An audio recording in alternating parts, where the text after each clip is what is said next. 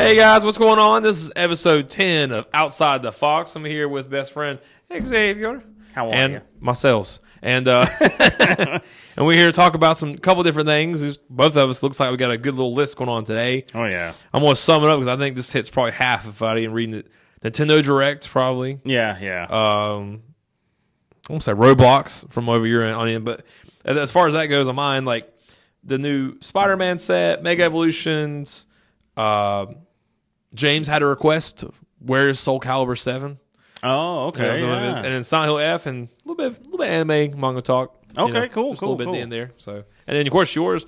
If you want to take the lead, my friend. Yeah, I think we'll leave the Roblox stuff maybe for last because it's a little heavy. It's a little heavy. So, let's see. The Kirby Air Riders they had their own little like direct thing going on, and it looks fun. Like you know, Sakurai is just like, oh hey, here's my own like Mario Kart, and it looks like a blast. I didn't really like the original Air Riders. It just didn't resonate with me back in the day at all. But this one looks like a lot of fun. And then, of course, I saw the amiibos, and like I love Kirby stuff, and the amiibos is like a weakness for me. But the pricing being $50 is kind of outrageous. I like that you can swap them. I love that. That's really neat. Like if they start really doing cool. that with amiibos, there's so many combinations you can do and all that. But oh man, that pricing. I mean, I'm still part of the problem. I'm still going to get them, but you know, it sucks that it just keeps climbing because they originally debuted at $12.99. I remember those days. Yeah. If I had to chuck it up, I'm gonna say in Nintendo's defense, I guess for this one, I'd say like minus tariffs, minus the size. I think on all of them they're a little bit larger. They had showed off the differences between the Galaxy amiibos and the regular ones. They'd said that like it's like 2 to 3 times. Yeah, they're like mini statues at this point. They really are. And so like for the plastic, the resin, and then like I'm gonna chuck it up to I'm gonna say $5 to $10 to be tariff. Yeah, I'm gonna say like it should probably, if I had tariffs going on, be like 40 is my guess. There's that interchangeability, so there's like if you look, like there's I think that's also part of it too. A little bit extra tech in there, like because all the other ones are $39.99, so those being a little more makes sense. I'm gonna say sweet price point was pretend like inflation, tariffs, all this stuff doesn't exist, and like I could just be like I'm gonna say 30. Even 35 feels like a really fair point. Like no one would probably. Oh yeah, at that I'd be like, oh yeah, that's fine. Because like 50, I noticed the internet's reaction as well. Like I saw the internet gagging collectively on pretty much all of them. Really, like everybody was kind of like $40 for like the Galaxy ones, 50 for the Amiibo Kirby's. I think Metroid was like 30. 40, yeah. 40. See, I mean, it's even disgusting. The character, that new character, is 40. The motorcycle makes sense because it's big. That makes sense to me. It's a double slot. It's huge. And I thought the Galaxy one would have been more because the Galaxy one is extremely detailed, way more detailed than any amiibo that they've released so far. Yeah, I mean, if you actually look at the textures on the characters, they actually have like a fabric like. I mean, I like what they do with the amiibos, like Yarn Yoshi ones. Like, those are great. The giant one that they did, like that. I think that was the most expensive one that they ever released. I think at the time it was like $50 or $60. That was really one expensive. Oh, you're talking about the Mega Yarn Yoshi? Yeah, the Mega one. Oh yeah, the toys. That thing is huge. We've only got like 2 or 3 of them in the store. Yeah, it's huge. Thing's a monster. Yeah, but awesome though. Was a little disgusting. I'm not gonna lie to you. Yeah, it's a little. And the Kirby Air Riders we got. I don't remember if we got the direct after the last podcast or between these. But I know that they've already teased another one. Yep. They've already did a little bit of talk with the Air Rider amiibos, and more amiibos are coming. Yep. So I'm really excited for the whole lineup, like DDD, getting like a little bit of a Meta Knight swap. Yep. Like I like the fact that it recognizes the star or craft that you're on, basically the rider. And I was like, that's really cool. Like, obviously, I'm surprised they didn't do that for Mario Kart because Mario Kart has so many different vehicles and so many different characters. You would think that'd be an entirely different line they could make bank off of. I like the most interactive thing they created for Mario Kart, sort of, if I'm right, was the real-life RC cars. Yes. That interact with the Switch. Yep. Speaking of a good segue of like how they always take their consoles and they figure out ways to make interactive. I love the Virtual Boy. Oh my god. That was probably your. Oh my god. Yeah, I figured you were going to want to talk about that. I lost my absolute mind. I am a sucker for Virtual Boy. I'm a sucker for anything that's like not great in the grand scheme of things. Although the Virtual Boy is great to me. it had its feelings because even to this day, people who do like VR and 3D, they get headaches. It throws them for a loop. So that's one of the reasons. And back then, that technology, just black and red, was very limiting and everything. But if you have a chance to like play Wario Land. That's the best game on the Virtual Boy. It's hands down the best one. It's fantastic. I did not expect, like I saw the games and I'm like, okay, neat. I'm glad that they're bringing it. People can enjoy them. I'll replay most of those. And then I saw the peripheral because I thought they were just showing like, oh, it's Virtual Boy. Here's what it looked like. And he opened it up and slid it in. And oh man, I don't even want to say the words, but yeah, I was very happy. I was on the verge of tears. He felt things. Yes, yes. Emotions were being felt. Neuron activations were had. Yes. But it was fantastic. I am so excited. Personally, I was about to say I love anytime they do Labo, they do like the RC cars. Like I'm a really big fan of them pushing the tech of like it's not just the console. It's like how do we take this console and make like just weird. I also like weird wacky attachments. They don't do those enough anymore. But like like the Wiimotes where they have like the plastic peripherals and stuff that really like. Or even the was it the Starlink, like all the little attachable stuff. I thought that was going to go a bunch of places, but just like the Amiibos have the interchangeability, I love like when they take an idea and they're like, we're going to add. And it can be simple. It doesn't have to be like groundbreaking. But that I chuck it up to Nintendo creativity of just. Again, I know price points because the attachment we're talking about for Virtual Boy is $100. Yeah, that definitely stings a little. I saw one thing, and I don't mind getting too off topic because it does relate to a lot of this. Yeah, there was a Capcom developer who kind of came to Nintendo's defense and basically said like Nintendo's like kind of in a way saving the gaming industry. They're like, oh, I did see that. Yeah, they're kind of doing the moves that nobody, they got rid of a lot of access to older games, which I know a lot of people cry about. Like it's sad, it's a horrible thing, but creates the porting jobs, like he said. He kind of had like the opposite opinion. I get it because there's always the player side and there's the developer side. And like on our side, it's like, okay, well, we want to be able to access this stuff. And he's like, all right, that's fine, but there are some things business wise, and I get that. I do from the business, and that's the unfortunate. I was gonna say that's the shitty part, like of business. It's the part I hate. Like like the red tape sucks. I just wish I get it. It's like in a perfect world, we all just kind of come hang out. You know what I mean? And it'd work, and we just all have a great time. And I do understand that. That's the part I hate. So I get it from his perspective. Like he's like, listen, the money's got to make the games you guys want to play to have fun. It's got to work. So he advocated for Nintendo's price hikes, which we're talking about with the Amiibos, with Mario Galaxy. A lot of people were like $70 for 1 and 2. That's crazy. I didn't understand the backlash to that. That's $40 per game isn't all that bad. I've heard like they've reworked them.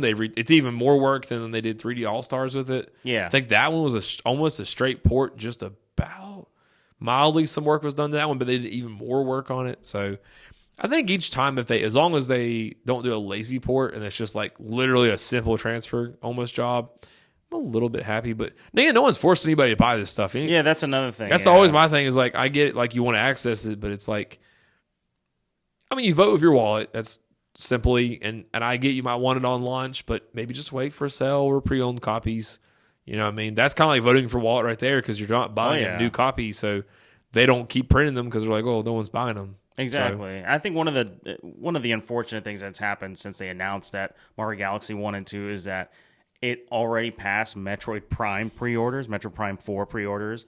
And so it's like, what is it, a 10, 15-year-old game for $70, like a collection is already beating out like a new game that is highly anticipated. It's a little rough. Well, my hype machine for me, one of the most hype moments was all the Mario releases. Oh, yeah. I'm a big Mario fan, and like I'm really excited for the 40th anniversary. Yep. I wasn't say I was disappointed, but I was like, oh, man, I thought there'd be more. But then I read that there was going to be a lot more throughout the year. And I was like, oh, okay, they're treating this like as a year of releases, not just hey, this is it, and it's one direct at the beginning, and that's it. That's what I was thinking at first, too. But they said, oh, there'll be more to come. Which made me very happy. I was like, that's all I needed to hear. Like, it was just enough to, because I thought, I was like, where's our 3D Mario? Like, that's crazy for Mario. You're talking about the anniversary and the birthday. So, like, as long as it comes, I'll say, like, next year, sometime they'll, like, direct it, do a direct with it. I'm fine with it. Probably closer with the movie release as well, because Mario Fever will be, like, at its absolute, like, peak right then and there. I think we'll see a lot of kind of smaller Mario games. I'm expecting a full on like here's Mario and then Mario Cast and everything, and they're gonna do like a bunch. It's gonna be like a collection of different experiences that you can kind of do. Yeah, almost like a bunch of mini games almost. You know what I mean? That's what I'm expecting out of it. I don't think they'll throw out a new 3D Mario. I think it's too soon after Bonanza because that team, unless they have a different team working on something. I mean, they're big enough at this point. They're successful enough. That's the one thing with them is like, I mean, there's been like a lot of they've gotten just tons of positive praise. Like they're just getting like lots of like the industry itself is like you're making the right moves. Like people are saying like you're doing things we like. When it goes back to our conversation, they're leading the charges to like keep the industry where it is. I think. I'm not saying that like PlayStation and Xbox, but again, with Xbox is all their negative press in the last few months, and PlayStation's is not really negative, not really positive. I just say they just make news. It's like stuff. They're just kind of staying in their own lane. Yeah, not as successful. much as Nintendo, but they're definitely way more successful. I did see one small article in doing a little bit of my prep work for today, and that was 30% of all of their income was from DLC and add-ons for PlayStation. Oh my god! Which, just speaking of success, I was like, wow, that's insane for just add-ons, just whatever you want to call that. DLC costumes. I was like, wow. We got to think and about full like DLC, so. Fortnite and stuff like that. That's true. They get a cut of all that. And I'm sure the Roblox and all the other free-to-play stuff, First Ascendant, all that stuff's on there. They said like physical game sales were 3% of their money. Yeah, and that's now that number was their first-party titles, not counting any others whatsoever at all. So like that's I think the total number, if you count it third party and them, was like 27% of their income now is. Yeah. If you count all of that, but they in their reportings weren't doing that. So and I think that number's down. I think previously it was like 30-something%. Like 3 years ago. It's going to, I think it's going to become more and more niche and just kind of, I mean, I've heard PS6, speaking, I mean, I don't want to switch out of this too much, but it's just, stuff's just popping in my head. But PS6, I did hear great news that detachable. They're doing the detachable disk drive, which I'm fine with that. That's fine. In fact, if that was the next 10 generations, they were like, you're not getting a disk drive, you got to pay for it. It's like, I'm fine with that. Just please don't take it away. Like, yeah, exactly. Give us the option. I get it if you're trying to say, I get it, because consoles have gotten to that 400, 500, 600, 700 perspective market. Oh, man. So it's like, hey, listen, we're going to hit you at 500. But if you want to buy the disk drive, it's an extra $100 or something. I'll be like, okay, like that's to me, that's fine. I'll pay. Make it available and I can buy it down the road. Yeah. Make a choice. I think the choice is all I ask for. Same. I just don't please take away the choice from us. I think so too, yeah, because I still like physical, obviously working at a game store. I think that helps too. Yeah. And not just that, I think to me physical is always better because once you're done with an experience, you can, hey, I'm going to trade it in and get something else, get into your backlog or whatever that might be. I'm going to put it like this. The only time we'd be simply just, I'll say screwed. And this is the funny part, is if they ever decided, like, and they've talked about it for years, like a digital marketplace where you could somewhat return your game for a smidgen of a, like, hey. Like a discount on your next one. It's like, all right, well, if you just completely wipe this off your account, I guess would be, I'd imagine, like a trade-in, truly, it's like, all right, 20%, 30%, I don't know, whatever percentage they find fair. Steam tried that or something. Yeah. I can't remember. There was some talk about that in the past. I guess it didn't go well. Yeah, because I don't hear anything about it. Yeah, no. So I don't know. Who knows? But yeah. Anyways, going back to the direct because there's a lot to unpack there. Dude, Talking Flower. I'm really excited for that. That to me is like one of the heroes of like the new Mario games. Like I've really enjoyed it. Someone did. I saw a Twitter comment. It was like, "Where's Cappy?" Yeah. Like they're like Talking Flower is like really in here, like because Mario Tennis Fever, he's actually the announcer. Yep. For Mario Party Jamboree, he's like on the roller coaster. Yep. But if you ever played Mario Wonder, he's hilarious. Like he's funny. Yeah. He's funny. It's fun to be like whenever he's like Bailey was reminding me like whenever you're in the heat, like he'd be like, "Is it hot in here?" Like he just has like little like quips, and it's so fun. It makes the level even funnier. There was a couple times where like. The flower, something happened with the flower, like right beside you, or they'd be, I don't know, just, it was hilarious. Yeah, he's like, ah! Yeah. It's funny because they mentioned that it'll just go off randomly, or you can, like, hit the button, and, like, that's a little, like, concerning, because you're going to be in the middle of, like, let's say an argument with your, partner, and all of a sudden this thing makes a quippy joke. Yeah, you're just like, you're like all right. No! Flower. But, But yeah, I'm excited for it. I think it's pretty cool. Yeah. Obviously, Yoshi and the Mysterious Book, the art style on that was top.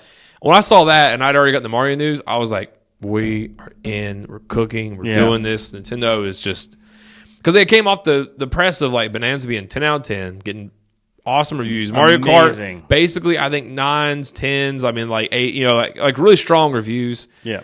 If Metroid Prime 4 knocks out of the park, I think it'll be one of those things. It's going to get great reviews. It's probably not going to get great sales. People will probably be like, "Hey, it's a solid." You know, I'm just saying, like a solid 8, a 9, a 10. You know, that top area.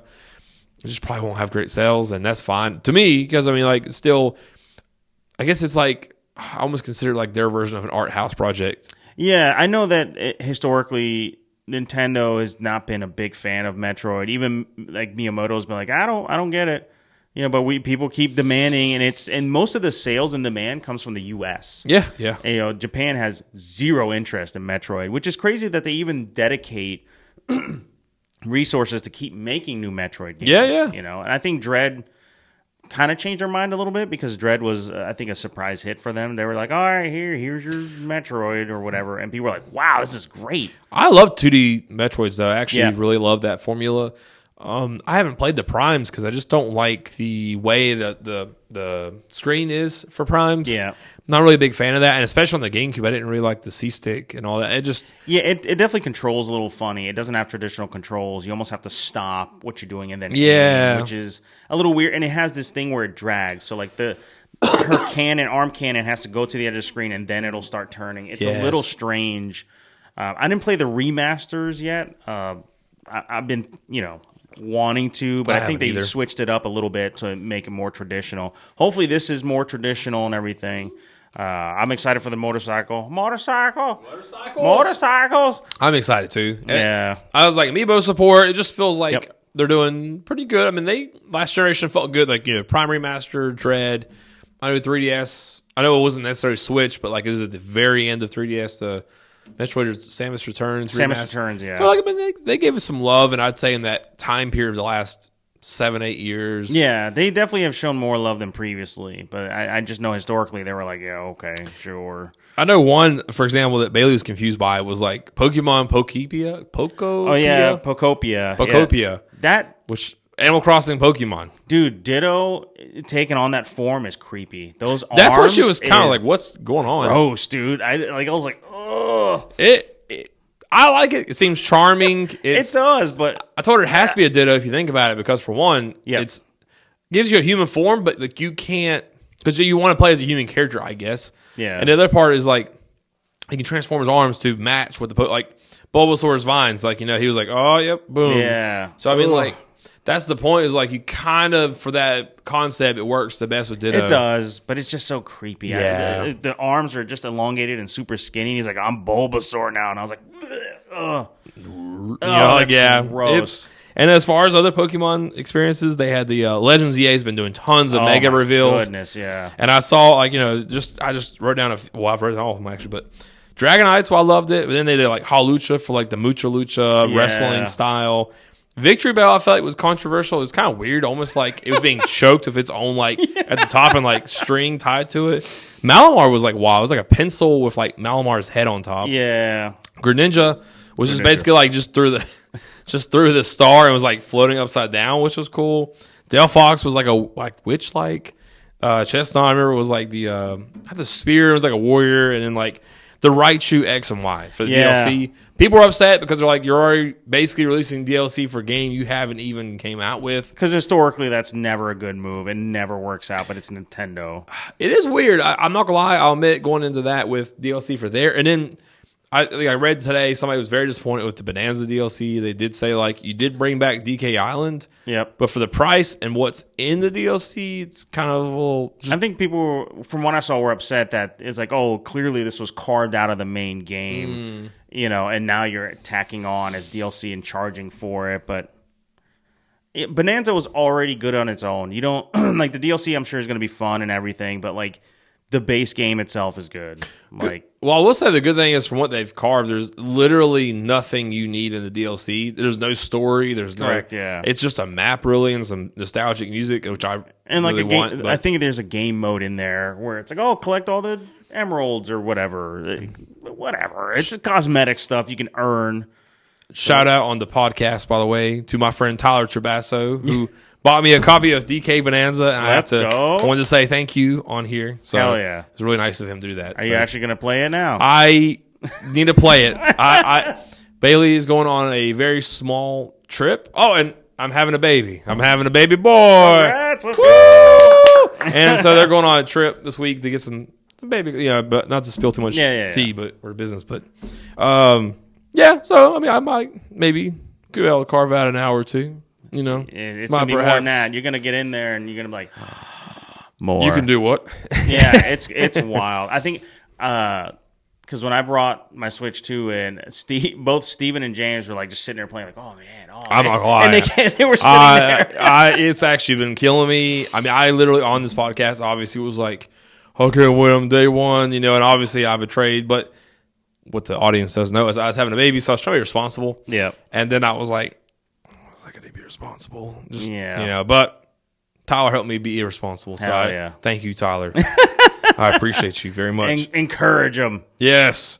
I guess like for me, there's a small snippet left of the direct is the little small beats was Mario Tennis Fever, Baby Waluigi. They revealed finally new baby, which is cool. I know that's confusing, but the adventure mode is going to have all babies, which I always enjoy, when they go back to that. And it was kind of a really cool way of they forgot how to play. So it's like it's kind of like a refreshing. Yeah, that's what I thought too. It was really clever. Yeah, very refreshing way to be like, here's a way of why did they forget to play tennis randomly? It's like, no, they didn't forget. You just have to relearn your baby. So I was like, that's kind of cool. And then that game looks fun as Hades 2, they gave them a long minute. They gave them a full anime style trailer gameplay, which Hades 2, I know Hades 1. Yeah. They get any darling and that, I forget to throw them out there when I talk about, and Hollow Knight Silk Song came out. My God. Yeah. There's just too much news. I actually this last month, especially towards the end, I was like, this podcast really needs to be 4 hours. Yeah, really. To talk about Let's play. And, I want to play Silk Song because people were saying that, they didn't like Hollow Knight, but they really enjoyed Silk Song. I know there's been a lot of weird fan art on Twitter. There always is. It's just crazy. More so than I've seen for any other game. It's just and it keeps getting progressively worse and worse. I'm just like, dude, what's going on? We've all seen cursed images. I gave Steven a blast from past. Do you remember the Shrek, SpongeBob, Shadow? Yeah. Do you remember that? Oh man, the fucking cursed imagery that we all had to be subjected to. Oh yeah. I'm not gonna go into it. Just look it up on your own if you at your. It's or even Shrek is Love, Shrek is Life. Oh, dude. Oh, man. I can remember, I'll say a young family member, without calling him out here, but coming up to me and be like, Shrek is Love. He play the video. It was 11. This is years ago. This is 10 some years ago. And I was like, oh man, it's infiltrated. Yeah. But internet culture has ruined us all. It's definitely. Brain rot is real. Oh my God, skibbity toilet. So we were all skibbity up in this. So my last, little Nintendo news was the Final Fantasy VII Remake Intergrade. Oh, yeah. $40. Very affordable. I've seen a lot of people that's on the top selling games already on Amazon, period. Yep. They're including a free pack of Magic the Gathering Final Fantasy. Oh, one pack. Which I was cool. Is if you make just say you randomly pull a $10 to $15 card, you kind of bought that game really for $25 in my head. Not bad. I was like, that's really cool. That's insane. That's going to make those copies sell out immediately. Only thing, and I know people gave this one a good excuse, they let Square Enix off, is that it's larger than 64 gigabytes. So they were like, there was no way they could do anything but a game key card. And I was like, all right. Yeah. I think from what I've heard, rumors, this is rumors, not confirmed, they're working on different sizes for the cartridges, but I've only heard rumors. Okay. Like Nintendo. They've done a lot of feedback, a lot of surveys. They've heard a lot from people. I think that's what they're doing, but I have no clue, and that is nothing but pure speculation. Asterisk on that. I have no clue. I can't even verify really any official sources saying that. So. Yeah, it's Final Fantasy VII has been on such a tear the past 5 years. It really has changed everything. And Rebirth is supposed to come as well. I've heard, and then obviously 3 they're talking about coming in the next few years, so that would probably come out. I don't know about on day 1 Switch 2. But I definitely can see PS5/6 depending on when it comes out. Yeah. And I think Xbox, since they're doing the other. But it seems maybe, if anything, it'll be like a later port like they're doing now for the 2. So. And I think was it next year or 2027 is, like, I think the 30th anniversary of Final Fantasy VII. So I think they're trying to maybe put that part 3 out in time for that, which would be insane. If they could do it on the you could do like the last part of the 30 years. You know what I mean? Like 30 years, 11 months. You can still, you can still call it 30 years. So they have a little bit extra time if they do it that way. But I'm gonna let you pick what you want to go into next. Let's see. I just want to comment again on like the Yoshi game, like that aesthetic. I will give credit to Nintendo. Like every Yoshi game has a completely different like aesthetic. I agree, and they do such a great job of like the characters and the backgrounds just being absolutely perfect. Like everything is just unified in that art style. Whatever they're going for just works. Nintendo patents summoning characters and making them battle for you. I did see people were very upset with Nintendo for that because that was they were granted the patent, which is crazy. I did see that, so I don't know if Power World uses that, but I will say anybody in the future thinking about doing a Power World style thing, beware, because you are not going to be able to do as much. They're tightening their grip on, Yeah. I guess they saw Power World and they were like, we've got to do something. But that's crazy. It is weird. It is a wild patent that they got that granted. You shouldn't be able to patent game mechanics. That's wild. The last time that happened with the Middle Earth, Shadow of War, or Mordor, where they patented that Nemesis system, where it was just like, I think it was called the Nemesis system. It was. Where, the characters and enemies will remember you and you can demoralize them or they'll hunt you down, and that was a really cool system and they did nothing with it, which is unfortunate. And then Namco in the 90s patented loading screen mini games,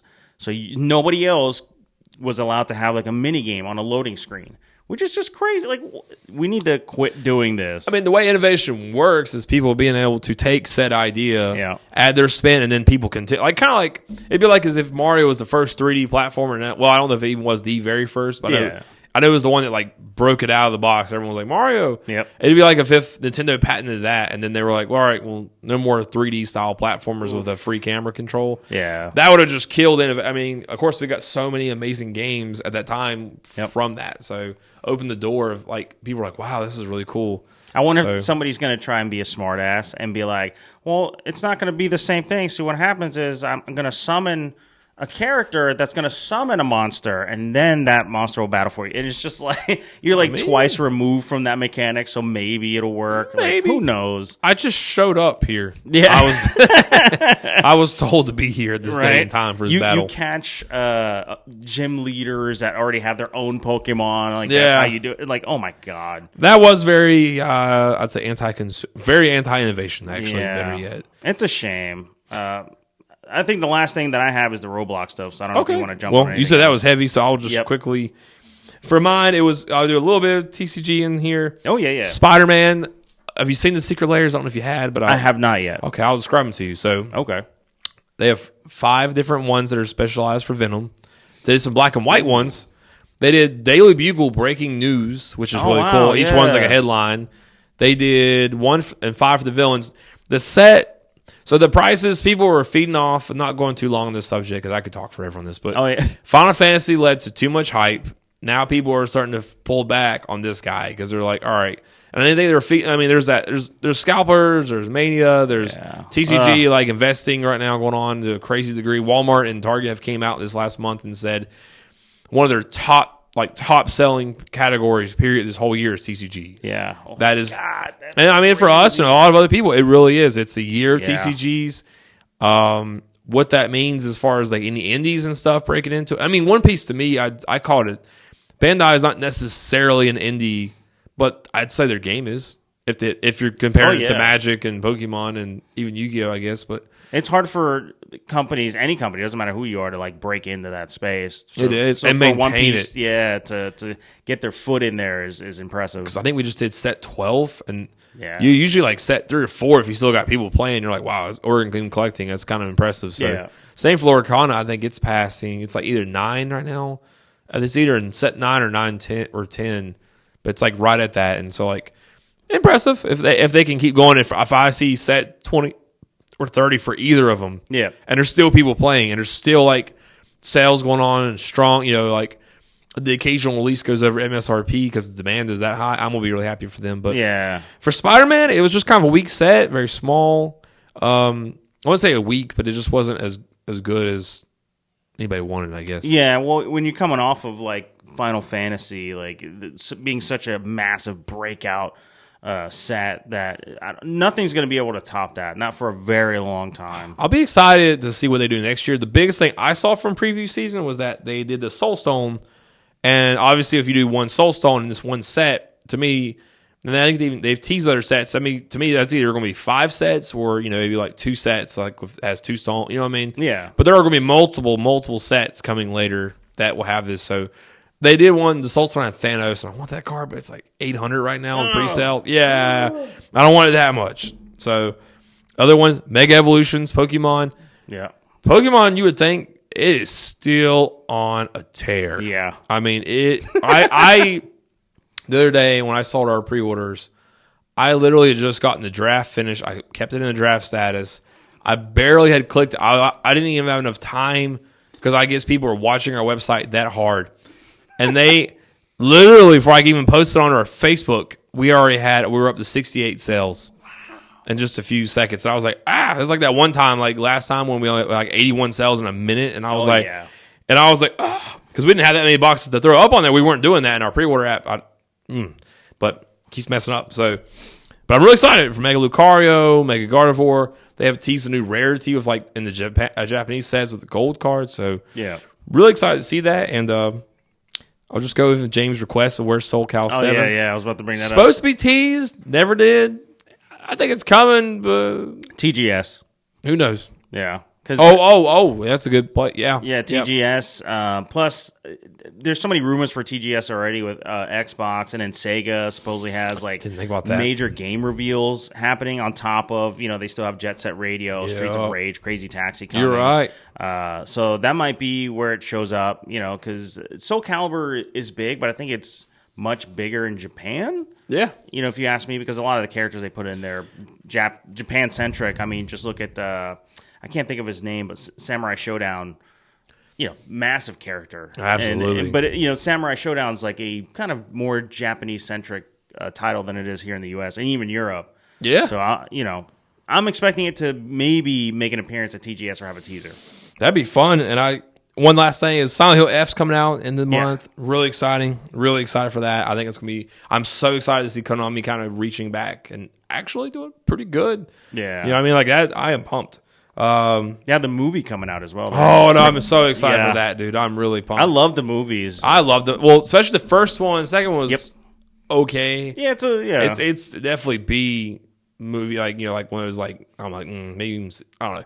The first one for me, I don't know why. It's just a cult. I love it. Great, over and over Shannon and over again. I love that movie. Yeah, I love that movie. So, and then the other thing I thought was funny, I'm going to kind of just keep that one off, but Jujutsu Kaisen, they just released Modulo, which is like, apparently, like, if do you ever watch JJK at all or read? I've watched, I think, the last season. I think I watched the movie. It won't spoil anything. What I'm about to tell you. Like, so it's kind of weird and funny, and it got me thinking. It was just like, so like apparently, like like there's only cursed sorcerers, like Jujutsu sorcerers, basically. Like, they are in Japan, and like apparently there's like aliens that like find out and see them. They're like, oh, they have the same powers as us. That's weird. On human like on humanity has that, but only in Japan. So like they like go down. So it's like I've only read a little bit of it. I have finished the original like JJK, but like I just think it was so funny that someone made a good point. They're like, they're pulling a Dragon Ball Z, and I was like, or Boruto, and I was like, I never thought about that, but like, you think about Dragon Ball, and then like all of a sudden like they go into Z and it's like aliens. Oh yeah. And I never even really thought about like that because it's just so ingrained, like obviously, and like like Boruto, obviously, like Naruto finished out, and then they're like, hey, we got basically like alien, you know what I mean, like different people who like devour worlds. Like it's like I was like, there are a lot of like animes that like finish up or like series, and they're just like, let's do another one, but like aliens. Yeah, I think because you can expand and go from there. Yeah, galaxies. You've done the world lore you want to do, and then it's like I'm going to do intergalactic lore. Plus, like, the powers can get exponential. Yeah. You know, that happened with Dragon Ball, where it was just like, all right, you go on a planet. You know, and then, there's Dragon Balls on Namek. And now, like, literal planets are Dragon Balls. Yes. You know, it's just like, holy cow. Yeah, the scale has just gone. How can this keep going? Diamond, they were going to, like, literally hell, basically. Yeah. Like, I mean, it's just insane. So, yeah, I with JJK, I was like, wow, I thought the series had wrapped up and we're done. And then it was just like, Modelo. And I was like, I guess we'll see if it takes off. Like, people are like, because, I mean, in general, that series is pretty good. So. Oh, yeah. But it's, like, set, like, I think 50, 60 years, maybe 70. It's, like, after they mention, they're, like, descendants of the original characters. Oh, okay, gotcha. But, yeah, I can see where people made the Boruto references, but at least Boruto still has the characters alive, some of them. Yeah. But, yeah, I was just like, wow. So, and that's my, That's my, it? for me. But now let's go to Roblox. All right, so Roblox, a bit of a downer, but I just, the only reason I want to talk about it is just how monumentally screwed up Roblox. Like, their screw up is something that needs to be studied. You know, you have somebody who was coming to you and reporting, you know, evildoers, I'll just say, nefarious people, and you completely dismiss them. And not only that, you punish the person who was going about trying to help your platform. And then they had to, like, walk it back. All of a sudden, they're like, oh, we've got new things in place. And don't worry. Like, you really destroyed your reputation. Roblox was skating by on this thing where, like, oh, it's for kids. And parents mostly ignored it. Governments mostly ignored it, and Senate and all that good stuff. But now that you've brought that attention on yourself, now you've got to change everything about your platform. And now you're going to lose billions of dollars. And that's crazy, all because you didn't want to Spend money. Yeah. In my opinion. Yeah. Time. Yep. Energy. Like, I mean, like, I'm not going to say it would have been cheap, but I'm not going to say it would have been expensive. It's not going to be nowhere near what they're going to lose. Oh, big time, yeah. But I think, I guarantee you they want it as much of a free, I mean, I'm just going to say like a free market. They want big it. Time. They want it, any person, any age, to be able to make any purchase of any kind and any interactivity, because it led to probably, like, in their eyes, more sales. Yep. And more money for them, basically. So it's like, I guess, like, I'm not going to say, like, I get it. I'm just going to say, like, you get it from like, people just want to make money. That's it. Oh, and big time. They don't think about well, again, I'm not even going to, like, say, like, they don't think about it. I'm sure they do.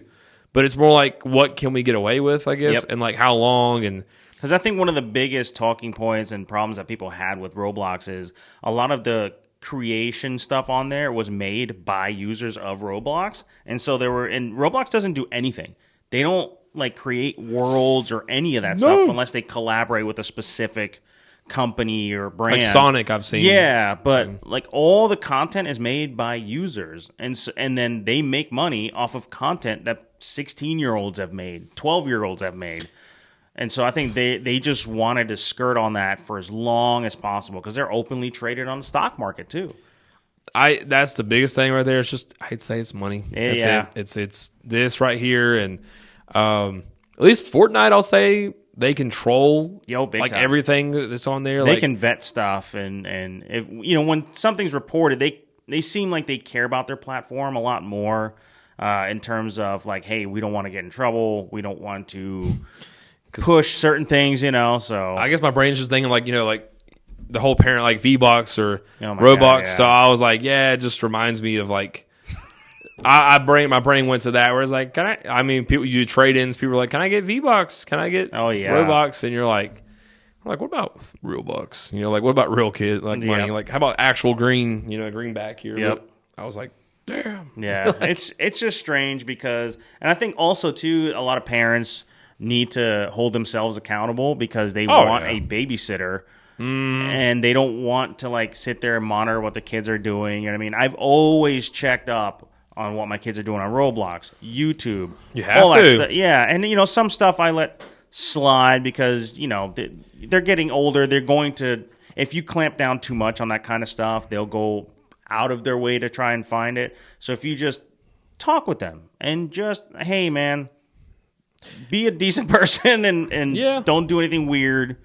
That's about it. It's about letting your kid be themselves. Really. Yeah. Like, letting their identity be there. But there is definitely, you have to, like, maintain and watch. Yeah, there's a line that you need to set in the sand. I don't want to, like, try not to like throw everyone under the bus here, but like it's just, I'll just say it's kind of lazy parenting. I guess. It definitely is. Yeah, because it's like, you know, whenever you throw them in front of an iPad and you just kind of zone out yourself. Yep. You know, you're kind of like letting the iPad be the parent there, and it's like, all right, well, I hate to say it, but like, there's no one else to blame but yourself if you don't. Really, like, you have to watch them. You have to, like, I agree with you. It takes that level of, and I get it. I mean, if you don't like to do that, I mean, it's just, if you don't have the time to do it, you don't want to do it, just give them something simple that has no internet connectivity, almost like a board game. Yeah, just or something. Cards. You can do better. You could do like a DS or something, or a Game Boy, you know, I mean, just something like that has real limited like internet functionality like to it. Or I know Nintendo does a really good job with their parental controls. Like, absolutely. Just saying like different ideas, like, you know, gaming doesn't have to go away with that. You can still let them play,